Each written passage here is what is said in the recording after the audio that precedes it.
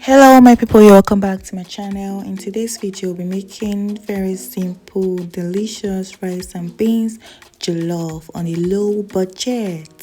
Okay, so if you're coming across my video for the first time, you won't understand what this is. So this is fat from my broth. Yes, from my stock. Yeah, it's healthy fat, pure fat, and as long as I have that in my fridge, I'm so glad to skip using vegetable oil, or rather seed oil, for my meal. So I added that to my pot and then added my red onion, fried that so it was very translucent, and then to build up more flavor I added curry and thyme.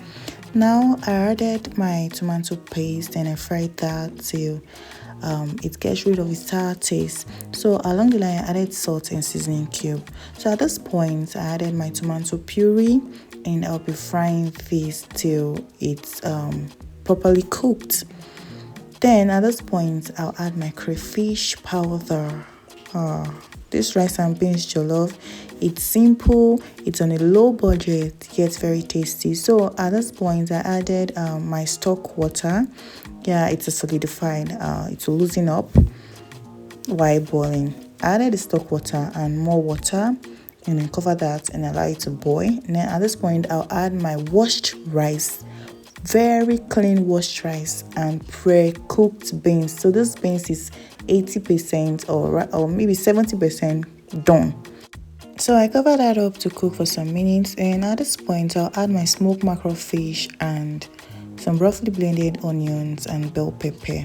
So I'll also cover and allow it to cook for some minutes. So at this point I'm just going to give this a quick mix to properly combine, and then since the water it's not dried up yet, I will cover, give it some more minutes to dry up properly, and voila, our simple yet tasty and delicious rice and beans jollof is ready.